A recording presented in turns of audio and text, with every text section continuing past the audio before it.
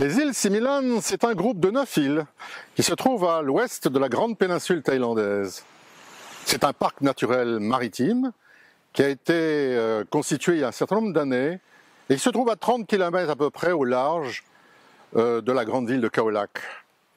C'est aussi une destination prisée par les touristes de la grande station de Phuket et qui s'y rendent chaque jour par milliers pour admirer ces eaux limpides et ces magnifiques îles. La question étant, est-ce toujours une destination snorkeling? La ville de Khao Lak s'étend le long d'une voie rapide qui court tout le long de la côte. C'est l'agglomération la plus proche des îles Similan. De gros resorts urbanisent le front de mer, sans donner à la ville un centre bien défini. Inutile d'y rester trop longtemps, sauf à vouloir visiter les parcs nationaux aux alentours.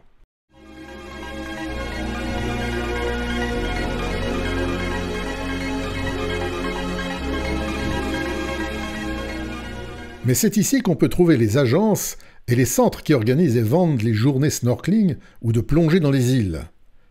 Comptez 300 € pour plusieurs jours sur un bateau scuba ou 70 € pour une journée snorkeling en bateau rapide.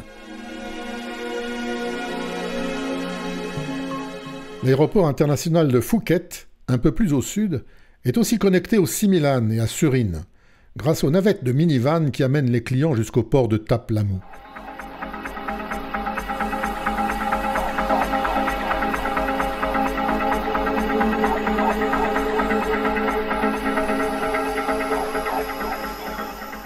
Thap Lamu, c'est un véritable port de pêche, avec une activité importante. Il est situé à une dizaine de kilomètres de Khao Lak. Le port centralise les prises ramenées chaque jour par les dizaines de bateaux qui débarquent leurs poissons. Et sa visite est toujours un indice intéressant pour les plongeurs. On ne peut que s'étonner que certains poissons ne semblent pas avoir la taille minimale pour garantir le renouvellement des espèces. C'est là un signe possiblement inquiétant en ce qui concerne la richesse de la faune sous-marine des îles.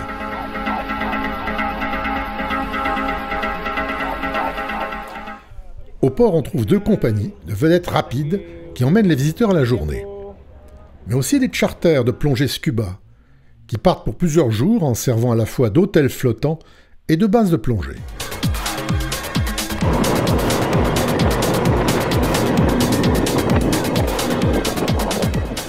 Comme toujours, on recommande de commencer par une visite préparatoire avec une de ces compagnies.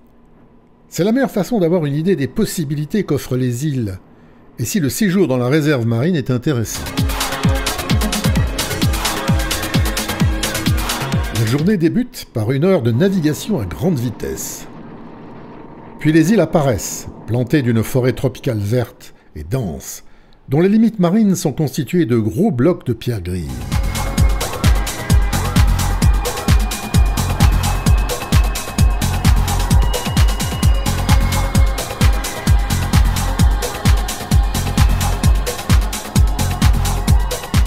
L'exploration sous-marine se déroule ensuite sur 2 ou 3 spots.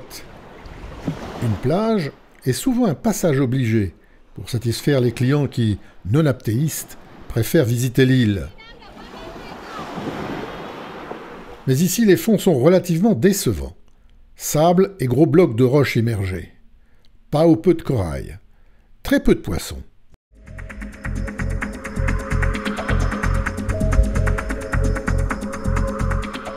Les fonds sous-marins de l'arrêt suivant sont plus riches, quoique assez classiques.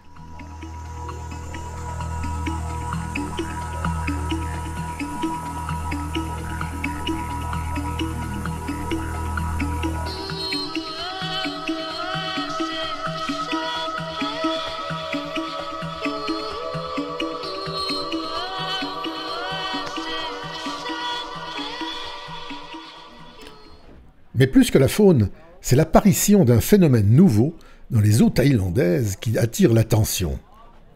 En quelques mois de Covid, le snorkeling est devenu le nouveau loisir à la mode de la jeunesse thaïlandaise, qui ne se contente plus d'enfiler un gilet de sauvetage.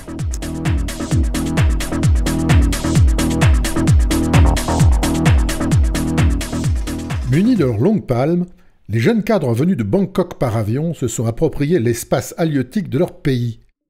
Et le spectacle qu'ils donnent vaut bien celui de quelques poissons colorés.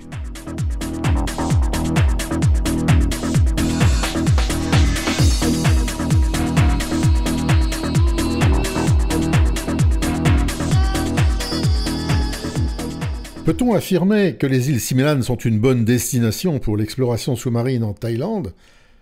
Pour les débutants qui se contentent d'enfiler un gilet de sauvetage pour regarder les choses d'en haut, c'est possible. Mais pour ceux qui souhaitent séjourner sur une île sauvage et s'approcher au plus près de la faune marine, passez votre chemin. Les îles Surin, toutes proches, sont faites pour vous.